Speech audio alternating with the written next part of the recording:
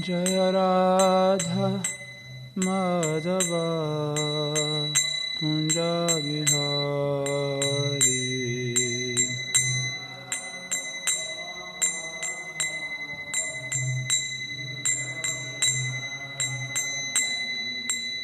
Gopi Jana Vallabha Girivaradari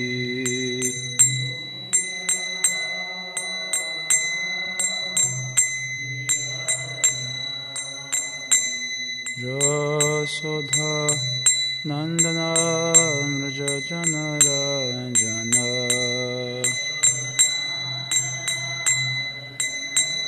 Jamunatira Vanachari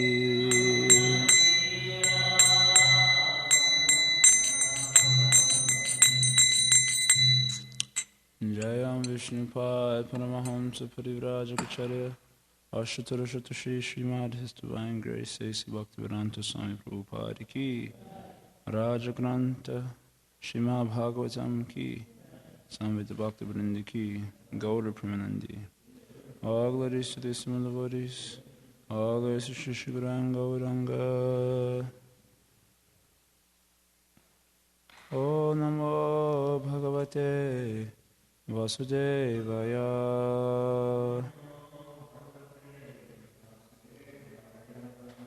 O Namo Bhagavate Vasudevaya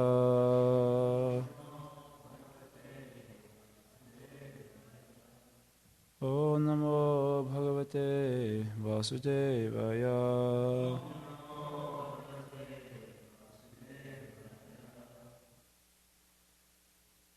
Rishabhuvacha Nayam deho deha bhajam niloke Kashtan kaman arhate vidbhujam ye Tapo devyam putrakaye nasatvam Shrutya yasmad brahmasokyam tvanantam Hare Krishna Rishabhavacha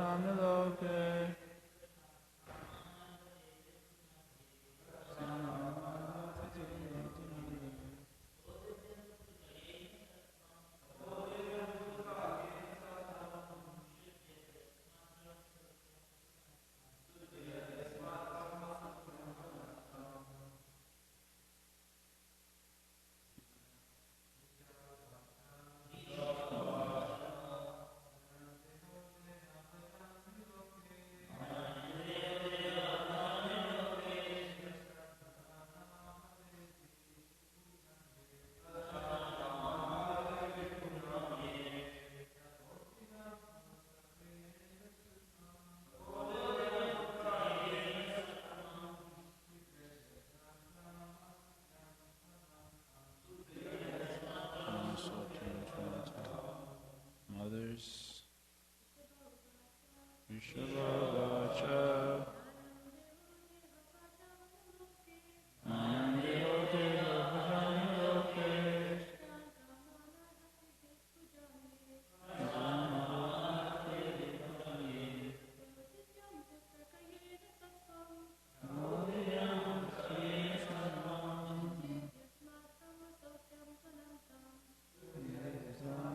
Sokyam Tvanantam Rishabhuvacha.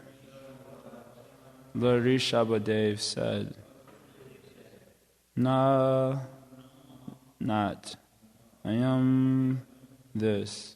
Deha, body.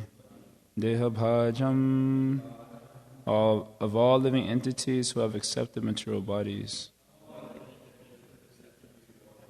Nirloke, in this world.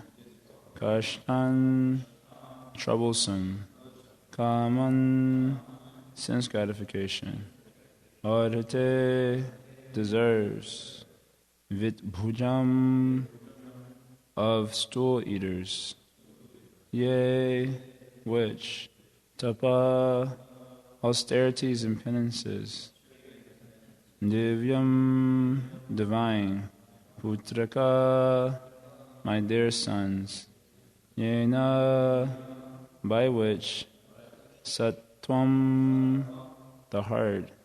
Shuddhyat, becomes purified. Yasmat, from which.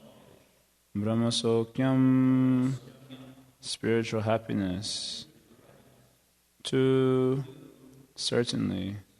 Anantam, unending. Translation and purport by Srila Prabhupada Ki Jai.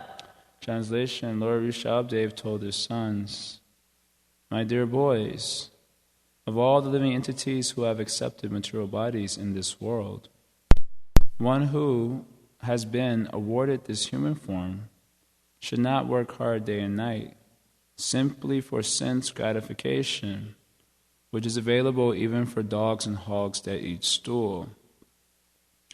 One should engage in penance and austerity to attain the divine position of devotional service. By such activity, one's heart is purified, and when one attains this position, he attains eternal, blissful life, which is transcendental to material happiness and which continues forever. Purport, in this verse, Lord Rishabhdev tells his sons about the importance of human life. The word dehabhak refers to anyone who accepts a material body. But the living entity who is awarded the human form must act differently from animals. Animals like dogs and hogs enjoy sense gratification by eating stool. After undergoing severe hardships all day, human beings are trying to enjoy themselves at night by eating, drinking, having sex, and sleeping. At the same time, they have to properly defend themselves. However, this is not human civilization. Human life means voluntarily practicing suffering for the advancement of spiritual life. There is, of course, suffering in the lives of animals and plants, which are suffering due to their past misdeeds. However, human beings should voluntarily accept suffering in the form of austerities and penances in order to attain the divine life. After attaining the divine life, one can enjoy happiness eternally. After all, every living entity is trying to enjoy happiness, but as long as one is engaged in the material body, he has to suffer different kinds of misery. A higher sense is present in the human form. We should act according to superior advice in order to attain eternal happiness and go back to Godhead. That's the austerity. It is significant in this verse that the government and the natural guardian, the father, should educate subordinates and raise them to Krishna consciousness. Devoid of Krishna consciousness, every living being suffers in this cycle of birth and death perpetually. To relieve them from this bondage and enable them to become blissful and happy, Bhakti Yoga should be taught. A foolish civilization neglects to teach people how to rise to the platform of Bhakti Yoga. Without Krishna consciousness, a person is no better than a hog or a dog. The instructions of Rishabhadev are very essential at the present moment. People are being educated and trained to work very hard for sense gratification, and there is no sublime aim in life. A man travels to earn his livelihood, leaving home early in the morning, catching a local train, and being packed in a compartment. He has to stand for an hour or two in order to reach his place of business. Then again, he takes a bus to get to the office. At the office, he works hard from 9 to 5. Then he takes 2 or 3 hours to return home. After eating, he has sex and goes to sleep. For all this hardship, his only happiness is a little sex. Rishabhadev clearly states that human life is not meant for this kind of existence, which is enjoyed even by dogs and hogs. Indeed, dogs and hogs do not have to work so hard for sex. A human being should try to live in a different way and should not try to imitate dogs and hogs. The alternative is mentioned. Human life is meant for tapasya, austerity, and penance. By tapasya, one can get out of the material clutches. When one is situated in Krishna consciousness, devotional service, his happiness is guaranteed eternally. By taking to Bhakti Yoga devotional service, one's existence is purified. The living entity is seeking happiness life after life, but he can make a solution to all his problems simply by practicing Bhakti Yoga. Then he immediately becomes eligible to return home back to Godhead, as confirmed in Bhagavad Gita chapter 4, verse 9. Janma karma chame divyam evam yoveti tattvaha tyaktva deham punarjanma naiti mam eti sorjuna. Quote, one who knows the transcendental nature of my appearance and activities does not, upon leaving the body, take his birth again in this material world, but attains my eternal abode, O Arjuna. Srila Prabhupada ki jai. Om Agyantimirandasya Giranjana Shalakaya Chakshurun Militam Yena Tasmai Shri Guruve Namaha. Shri Chaitanya Manobishtam Stapitam Yena Bhutale Swayam Rupa Gadamayam Dadati Swabdantikam Vanchakalpaturubhyascha Kripa Sindhu Merevacha Patita Nam Pavanebhyo Vaishnavebhyo Namo Namaha. Jaya Shri Krishna Chaitanya Prabhu Nityananda Shri Advaita Gadadhar Shivasari Gaura Bhakta Vrinda. Hare Krishna Krishna Krishna Hare Hare Hare Rama Rama Rama Hare Hare.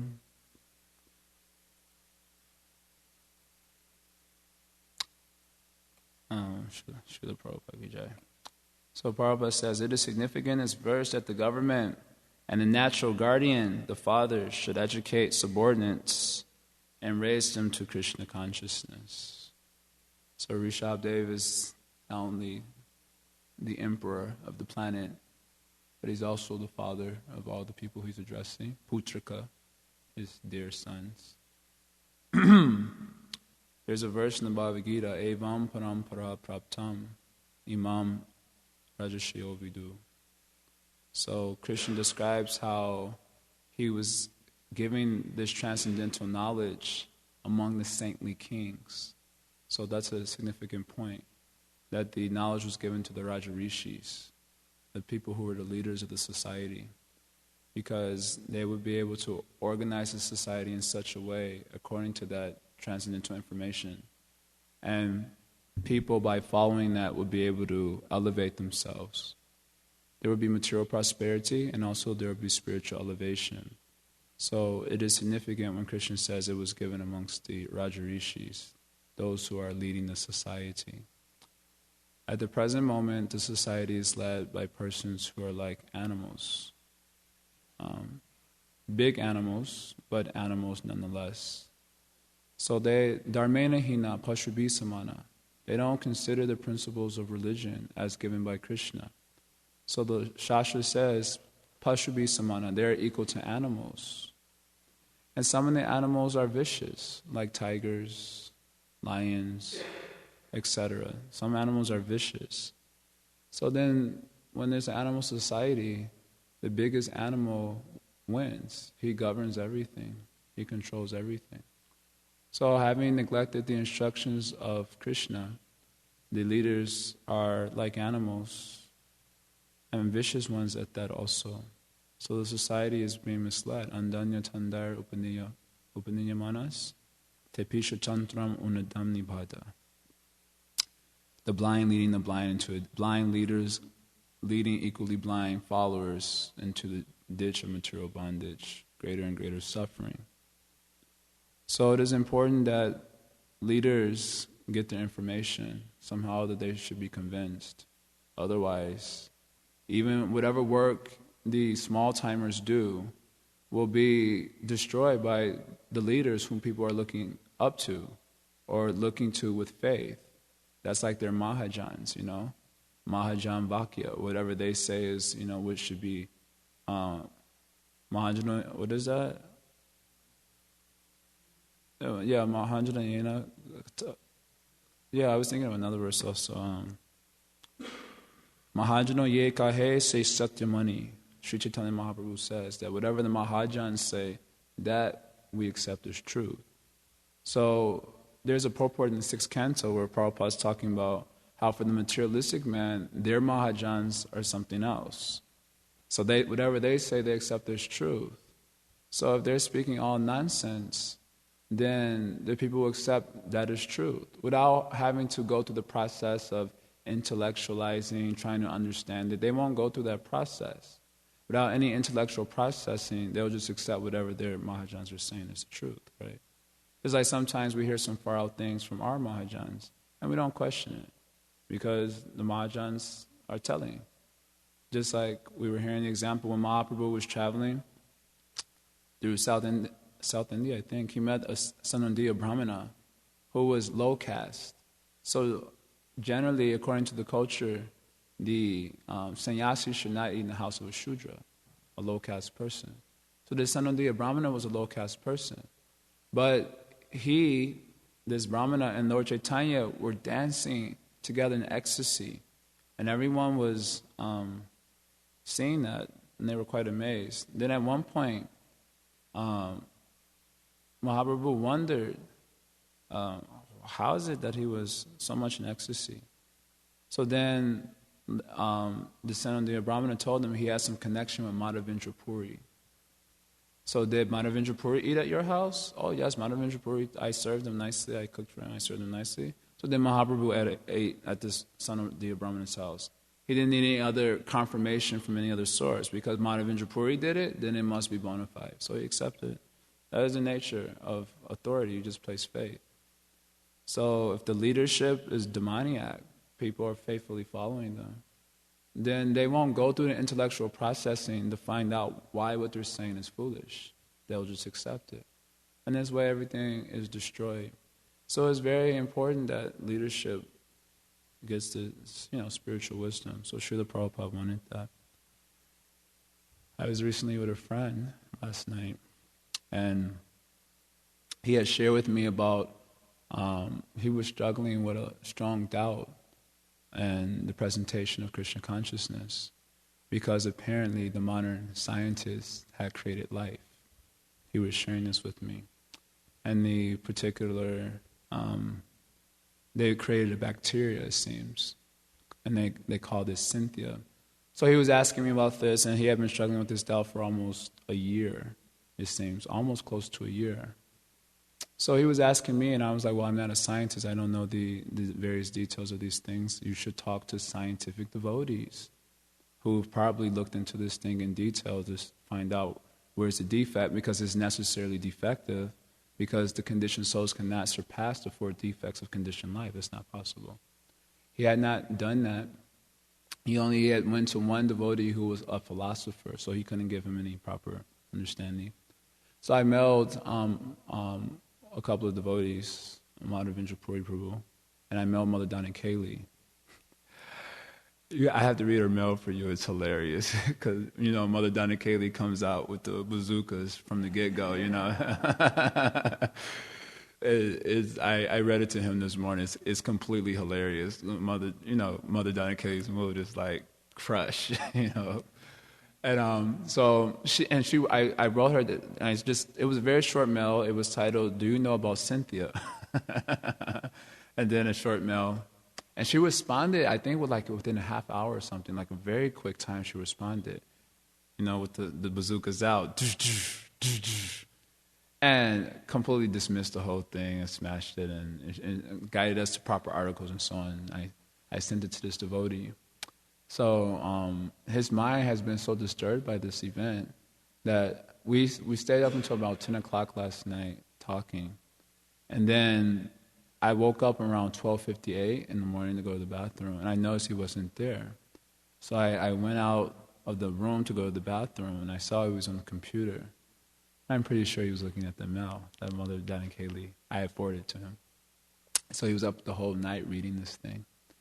So anyway, my concern was that how is it that he's a devotee also, but he doesn't have a lot of association, so he's a little bit weak in terms of, sadhana. Just the association, you get weak without association. It's inevitable. So I was kind of curious, why is it that he was kind of almost godlessly accepting everything that was being told as like they figured it out, how to insert life into matter. And he didn't seem to have done much investigation to see the defects into the thing. So that concerned me greatly because, he's been a devotee for a while. Although recently initiated, he's been a devotee for a while. He's a very intelligent person also.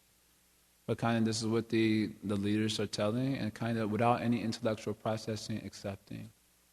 So this is the danger when leaders are not edified, then people will accept whatever they say without any processing. And then everything will be destroyed. Spiritual culture will be destroyed, and people will be converted into hogs and dogs who eat stool, living only for sense gratification, because there's nothing beyond this world. So might as well just try to enjoy the best you can. And since we're all in the Bali concept of life, we'll try to enjoy sense gratification like the hogs and dogs, and then we'll die, and that's life, So it is very powerful. It is significant in this verse that the government and the natural guardian, the father, should educate subordinates and raise them to Krishna consciousness. So this point is very significant. People are being educated and trained to work very hard for sense gratification only. So this is due to improper guidance. So in the verse itself is mentioned here, Deha Bhajam. So of all types of living entities who have taken material bodies, so the living entity refers to the spiritual soul, different from the body that he inhabits. So there's the body composed of so many chemicals, and then there's a living entity who's different from that. And they're categorized amongst 8,400,000 different species of life, of which the human beings comprise a very small portion of that. We were hearing that yesterday. There's aquatic life, there's tree life, insect life, reptilian life, bird life, mammal life, and then human life. And the human species is a very small portion. Out of all these species, the human body is very special because in that body one can try for self-realization. In other forms of life, you cannot try for self-realization, right? Anyone's ever seen a group of dolls discussing Bhagavad Gita or something like that? Those bodies don't have the capacity. Living entities in those bodies don't have the capacity, generally speaking, to transcend the conditions of material existence, but the human body does. Nirde hamadyam sulabam sudurlabam plavam sukalpam guru karnadharam mayal nukoyena nabasantaritam. What is the last line? Nataratsa atmaha. Baba parandim nataratsa atma, something like that. Nataratsa atma. This is Srimad Bhagavatam. The human form of life is rarely attained. Nirdeham, labam, sulabam, sudurlabam. Sulabam means somehow or other one comes to the human form of life. And it is very rarely attained. Plavam sukalpam. It is compared to a perfectly constructed boat. Plavam sukalpam. Sukalpam means a boat that's designed for a specific purpose.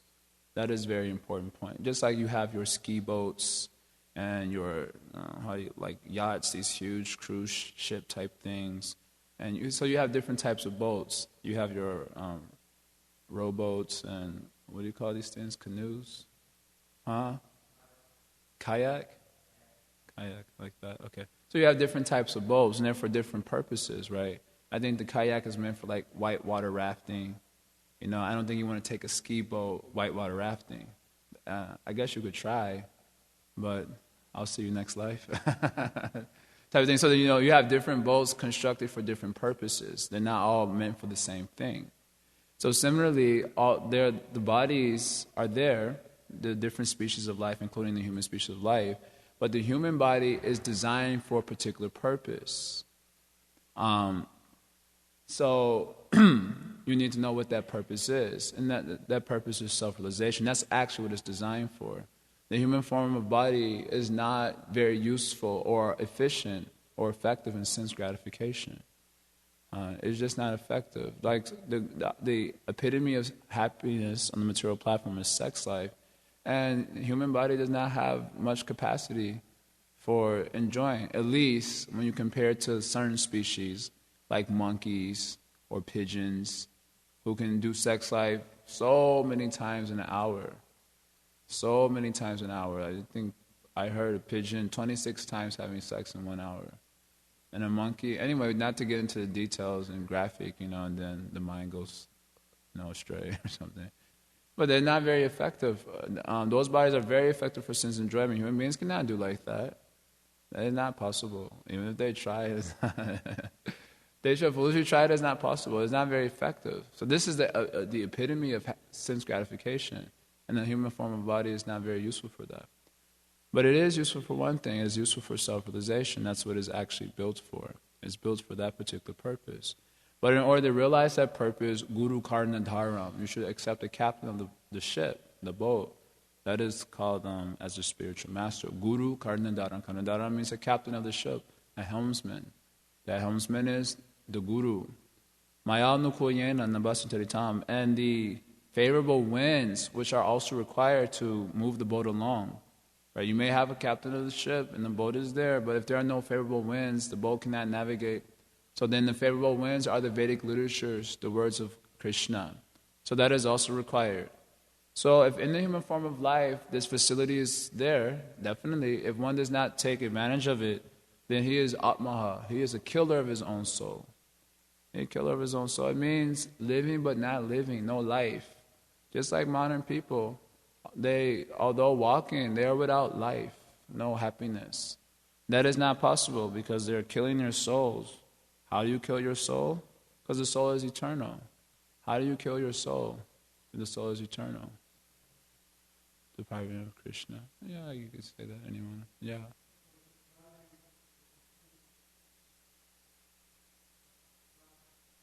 Yeah, depriving it of the opportunity to practice spiritual life. Anyone else? I'm just looking for realization. It's just not exactly like a right answer per se.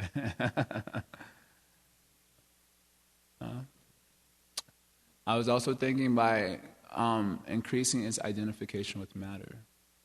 The Atmaha, you kill the soul. Because matter is dead, right? So the more he becomes entrenched with the material identification, the more the consciousness becomes deadened to a higher reality. And you see that. The more people indulge in sense gratification, try to talk to them about spiritual things, not interested. They become completely cut off from their actual existence, which is beyond this world, on account of increased enjoyment on the material platform. So this is where Shastra said, Atmaha is killer of his own soul. Like that. And this sense gratification that is so dear is available for everyone. In the human form of life, we pride ourselves from being advanced. Then we should try for advanced things which are not available to the hogs and dogs. That's the idea. That which is available for the hogs and dogs, sense gratification. In other words, we should try for something that's not available for them. Otherwise, our happiness is on the same platform. We cannot prove that our sense gratification is better than the hog's sense gratification.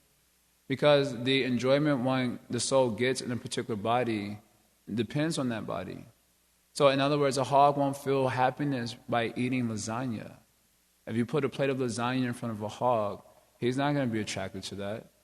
But if you put a plate of fresh stool in front of the hog, he feels this is ecstatic. This is what I'm talking about. This is first class. Don't put a toasty leaf on it. Why? Why he's not finding pleasure from lasagna? Lasagna is a much nicer preparation than fresh stool. But why he's not finding happiness in that? Because he's limited, restricted by the body. So in other words, his concept of sense gratification is limited to that, and he's satisfied with that. So then you cannot prove that this is a more sophisticated way of sense gratification. It's the same thing. It's the same thing. The dog is having sex on the ground and someone's having sex in a skyscraper building, but finally sex. You can say, well, this is first class because there was music, there was an ambiance, there was, the dog actually might pity you. When I went to do sex, I just did my thing and then I went away. But you lost so much money in the whole process. Monkey would really pity you. Prabhupada says this thing. He says when animals want to do sex life, they simply rape. That is their program. They don't have to create an ambiance and nice music and spend so much, dress up really nice to attract. They don't have to go through that whole program. It's just like, the animal would say, that's a waste of time. I want to enjoy it, just go up and rape and then go away. Then go somewhere else, rape, go away. That is their program. And we are going through this big arrangement for the same thing they're doing. How is it more advanced civilization? That is a joke. Rishabh Dev is telling this thing. Kashtan Kaman. And this is very troublesome. This sense gratification program is very troublesome in the human form of life. And the animal life is not so troublesome. It is nature. It is natural, right? Monkey was doing sex life. It is not. He doesn't take so much of trouble for that sense gratification. But, of course, they suffer too, Prabhupada mentions. But in human form of life, they have to take a lot of trouble for the little bit of sense gratification. So Prabhupada describes what is that lot of trouble. Going to work, having to travel so many hours, trapped up in a compartment, driving, then after you get off the train, you got to take a bus to the workplace. You work 8 hours. Prabhupada says 8 hours. He doesn't know about the advancement of civilization. Now we're up to 12 hours working minimally. And then you come back 2 hours by travel, and then, or sometimes 24 hours, getting before you join the ashram. Very miserable existence. And then you come home, and then you can eat a little something. Maybe you're doing a little sex life.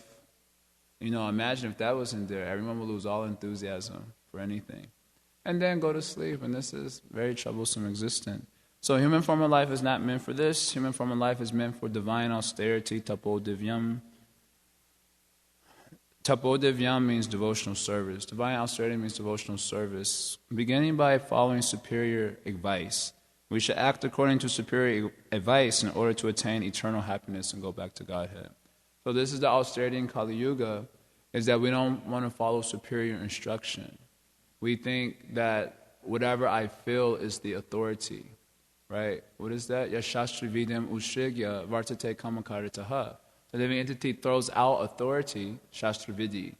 The Shastra Vidhi is also regulated by the spiritual master. He throws out the Shastra Vidhi, and what does he do? Vartate, what is that? Shastra Vidhi ushigya? Vartate kama karata. He acts according to kama. Whatever I feel, whatever I'm desiring, I do that. That is the authority.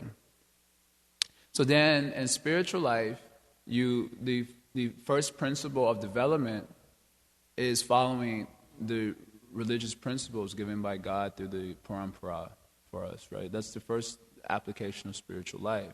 And Krishna describes that as happiness in the mode of goodness, which is experienced on the emotional platform as poison in the beginning.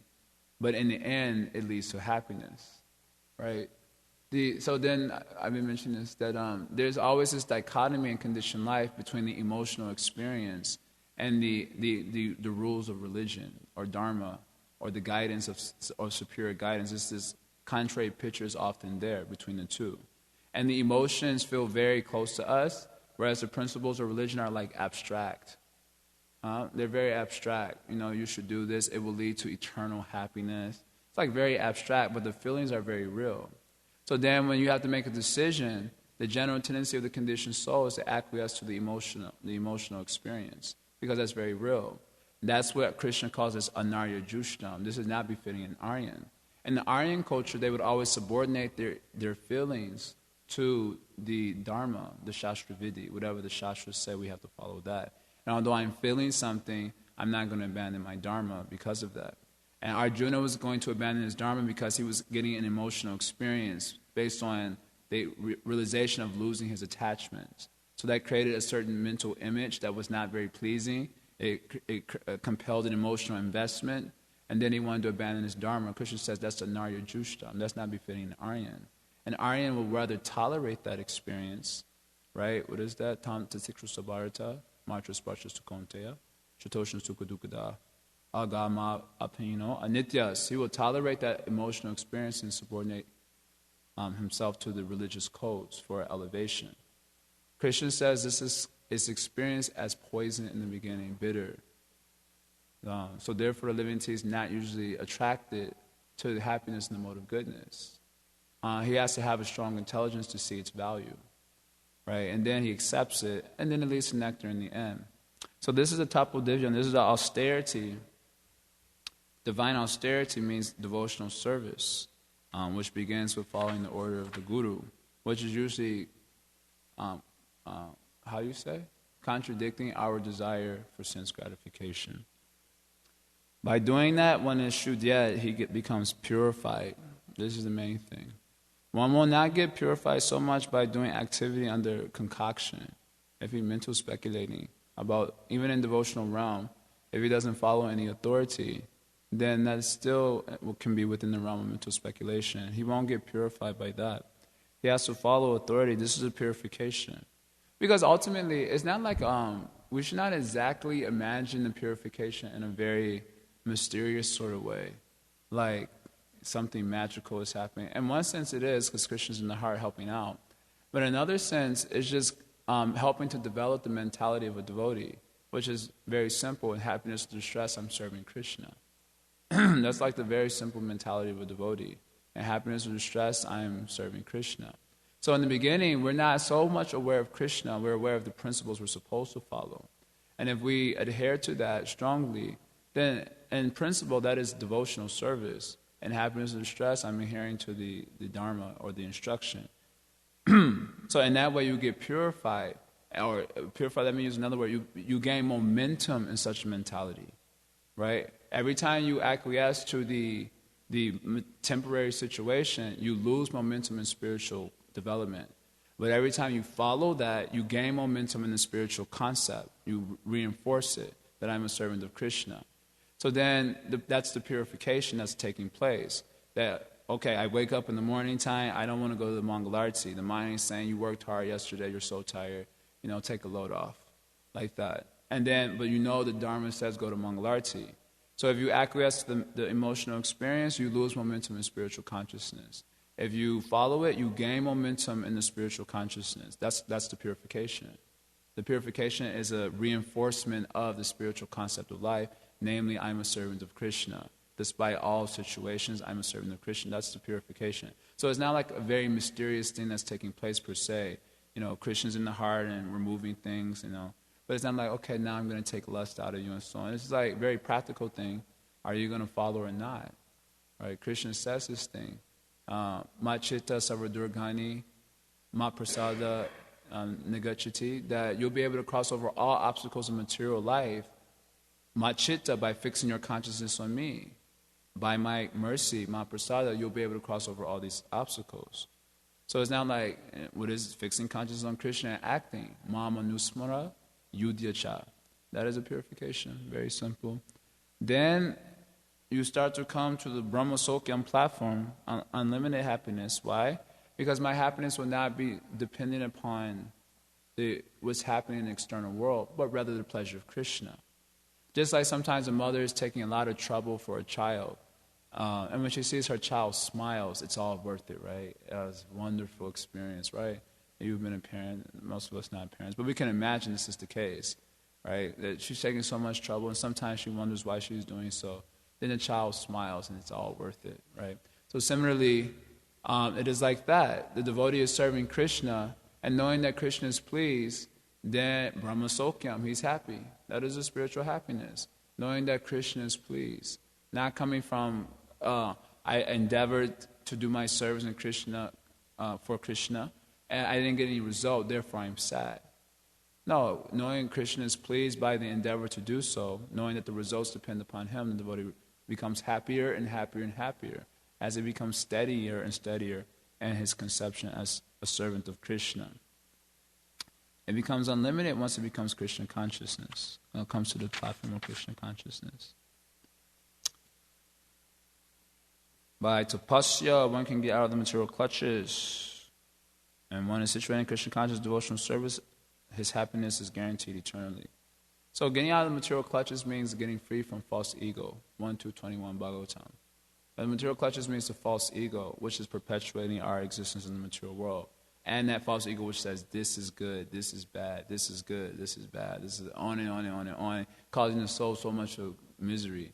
So by Krishna tapasya, serving the order of Guru, Vaishnavas, Hari, then he gets out of the material clutches, namely the identification with matter. And then he gains happiness by knowing Krishna is pleased. Like that, then he becomes eligible to return back to Godhead. Are there any questions, comments?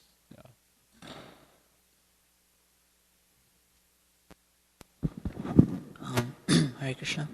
I was thinking one tapasya that's particularly difficult, even though physically we may surrender our body to the activity and to the service, it's very difficult to bring the mind to Krishna, bring the mind to the service, or bring the mind into what we're doing. So how I'm just wondering, you were saying how when you surrender to the spiritual principle one time, then you gain momentum like that. So I don't know if you could maybe share some advice on how do we perform the austerity of bringing the mind to our service and bringing the mind to Krishna, so that it becomes strong and so that we can actually do it repeatedly and it's not so difficult. Well, in the beginning, as Krishna presents it in the Bhagavad Gita, in the beginning it's just performing the activities. There isn't so much mental strength per se, because there isn't strength of knowledge. See, unless there's strength of knowledge, the mind isn't going to be detached from matter. Unless there's strength in knowledge, the mind won't be detached from matter, right? That's so long as the mind is not detached from matter, then disturbances come up, in the form of the onslaughts of happiness and distress. So how does he get the knowledge which will create the detachment from matter? Krishna says he has to perform the activities, right? Karma yoga, right? With the view of gaining that realization, and also giving up the fruits of those endeavors, whatever it may be. Buddha yoga, in other words. So he has to do that thing, which is not done with mental control so much in the beginning, because he doesn't have the strength and knowledge. But he's pursuing that actively.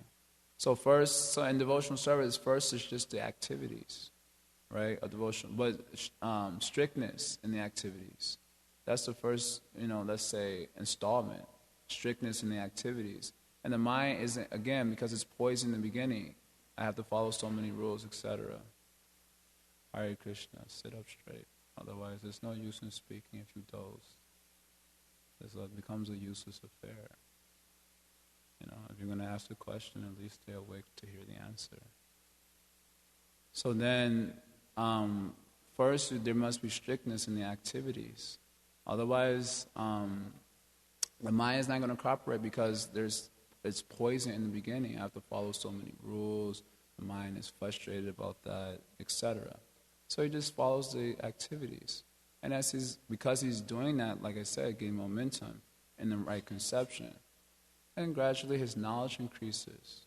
When the knowledge increases, it creates detachment from matter, which means detachment from, I like this, I don't like that. It becomes less significant for you.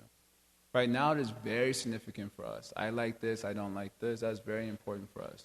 Therefore, mind is always disturbed, because then the authority will come and say, do this, do that, and then immediately we begin our plans and we become angry and upset. But as you follow that, you become less detached by saying, this is what it is. This is what it's got to be. Because right now we're thinking it doesn't have to be like this. I can be the controller. I can be the enjoyer. But as you stay fixed in those activities, and then every time you make a plan, and someone comes in and disturbs your plan. You make another plan, they disturb their plan. You make another plan, they disturb their plan. Then you realize this is the way it is. So then you become detached from the idea that it has to go my way. You become more detached, like, okay, this is just the way it is. This is the reality. And once you can accept the reality of things, that detachment comes up. Once this is knowledge, you know what it is. This is the reality. You become detached from it's got to go my way. And then the mind will start to be easier to control. It will still go in the beginning till you in samadhi, it will still go.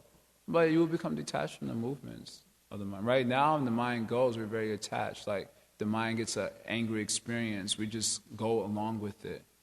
If it gets a happy experience, we go along with it. But the devotee will become neutral. This is the first point Krishna mentions in transcending modes of nature. He will become neutral.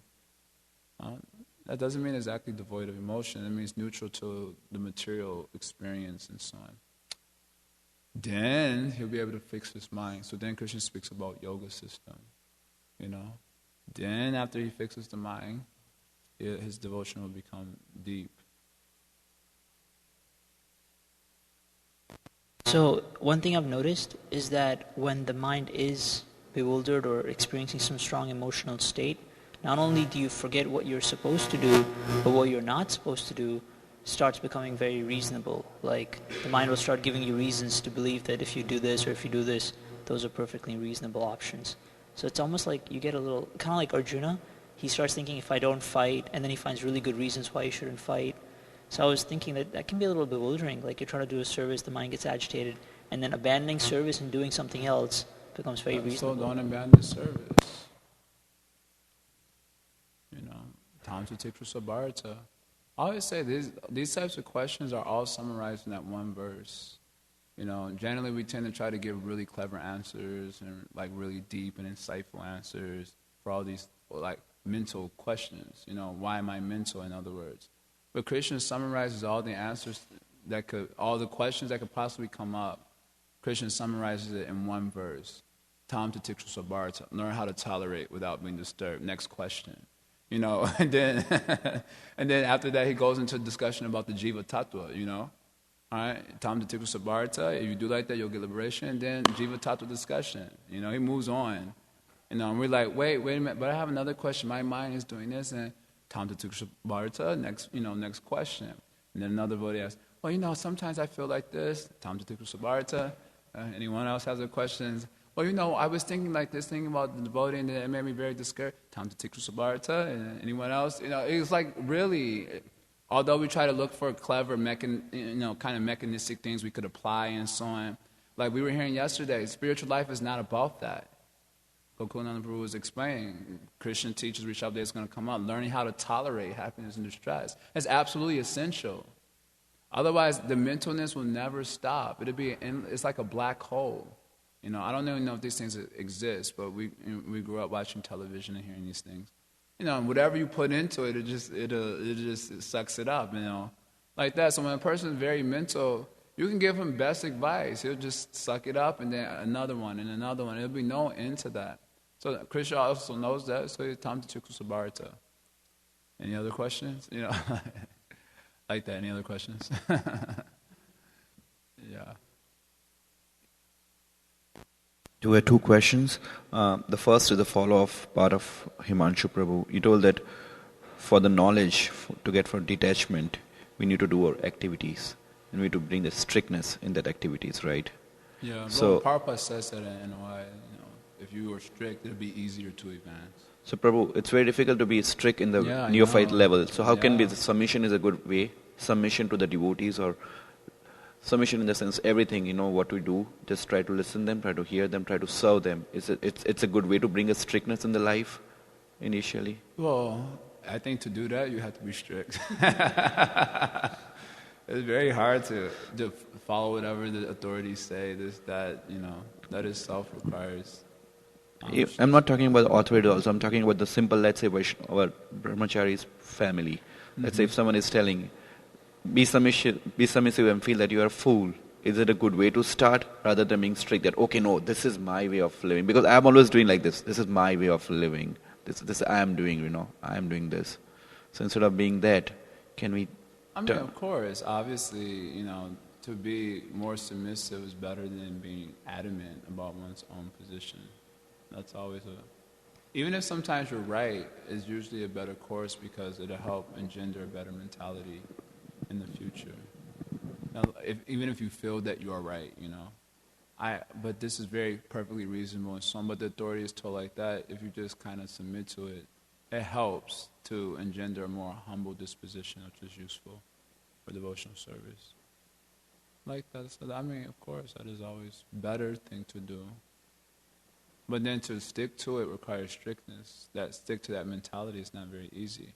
It's like sometimes someone's like doing something to annoy you. Like, let's say like poke you and doing something like this.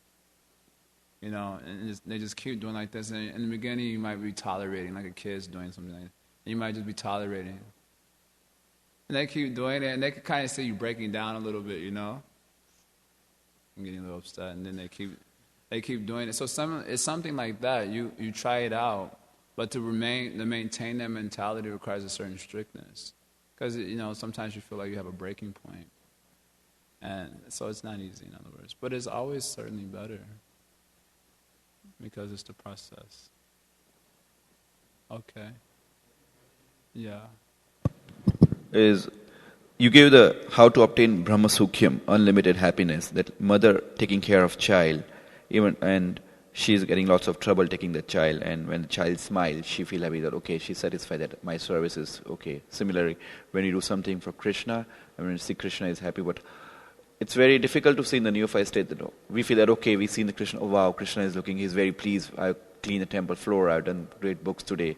So how to contemplate this thing without looking at the Vaishnav's family, Brahmachari's ashram, that how to look at that, okay, this devotee, the other way to see how Krishna is happy is to see how the devotees are happy with us, right? So we can go and ask him, Prabhu, are you happy with me? Because it's, you know, it happens to me many times. I want to ask, Prabhu, am I doing okay with my life? Is anything going wrong? And I usually ask to Luke Prabhu sometime, Prabhu, please chastise me if I'm doing wrong. So, hey, yeah, I mean, you could take that as an indicator. I think Prabhupada also gave that answer to Jayadvaita Swami once. How do I know the spiritual master is pleased with me? And Prabhupada said, you will know, because all the devotees will be happy. Something to that effect. I think I remember hearing an answer like that. And should I go and ask the devotees? I guess you could and see what they say as an experiment. Of course, most of the devotees may not be, because everyone doesn't interact with everyone very closely. So they may just give like a very general answer. So generally it's useful someone who's interacting with you more closely, understanding. But another way of seeing it also is that, like, for example, if a spiritual master or authority gives you an instruction, and you follow that, certainly he must be pleased, right? Certainly he must be pleased. If you're following it strictly to the best of your capacity, then why he should not be pleased? So something like as simple as chanting 16 good rounds and following the 4 regs, for starters at least, certainly spiritual master is pleased. You know, we're always trying to think, well, only if I deliver all of Chicago will the Guru be pleased. No, he wants you to chant your rounds, you know, and follow the 4 regs. That would be very pleasing to the spiritual master also. You know, for starters. And if you get very specific instructions, which is usually rare, but if you do get it, then you follow those things, then why the spiritual master should not be pleased? Why Vaishnavas would not be pleased that you are serving sincerely in that way? And that way the devotee will feel happiness, that he's taking trouble, but this is what my spiritual master has told me to do. So doing what I was told to do, certainly is pleasing. So he feels happiness knowing that I'm serving.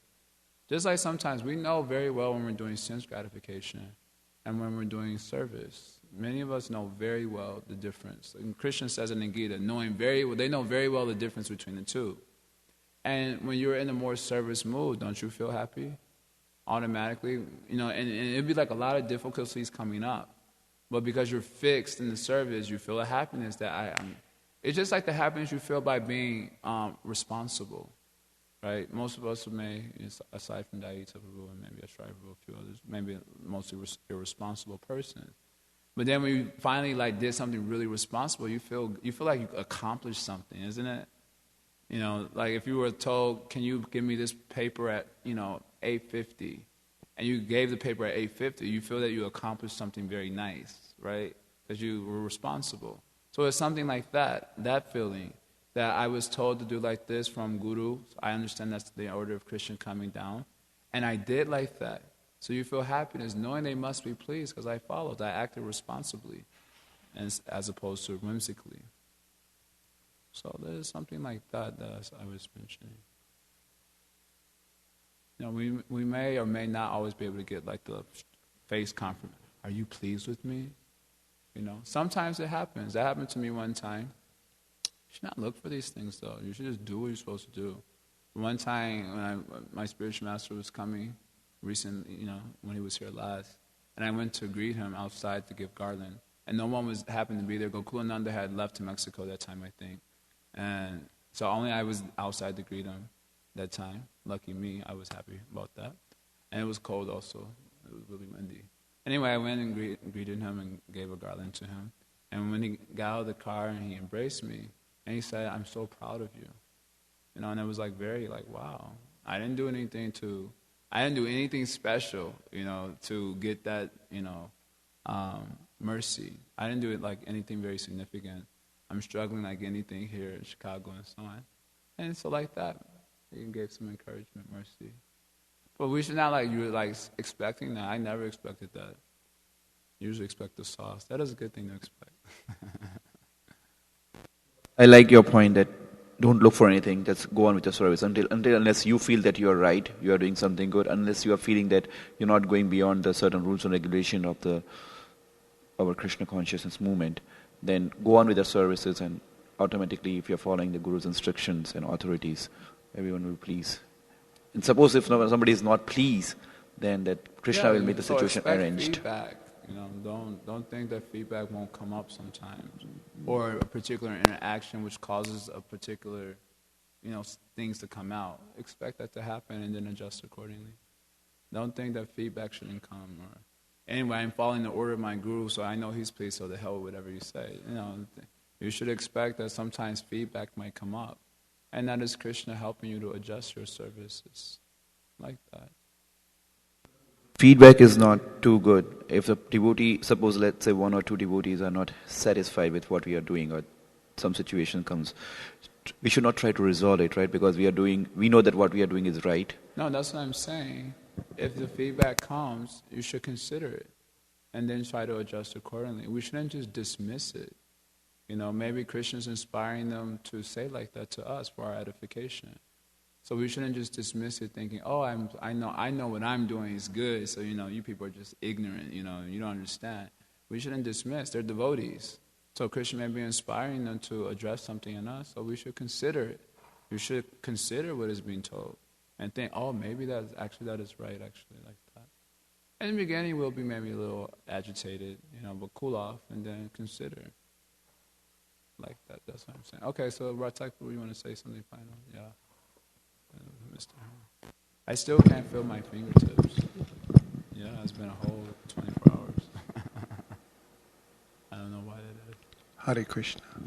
So as long as we are embodied, no matter how much advancement we make, we're still going to experience the urges of the body, no matter how much spiritual advancement we make, just being embodied. Yeah, Prabhupada does say that in several places. What comes to mind is Ramanujacharya saying, "I'm experiencing newer and newer tastes in Krishna consciousness. And when I think of sex life, I spit at the thought." So sex life, he's thinking of it, right? It still comes up in his mind.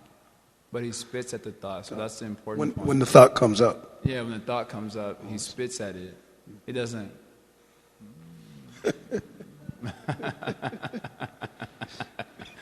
So that's the difference between Ramanujacharya and maybe ourselves, The sex life thought comes up and you look like you was trying a very blissful job, but I was. So that is not very good. But Ramanujacharya, he was very advanced devotee, and he said, "Nava Nava Rasa, I'm experiencing newer and newer taste." But when the thought of sex life came, he spit at it. Jai Keshava Prabhu always likes to say to this point, if it was us, there should be a huge pile of spit increasing, practically the whole job appeared.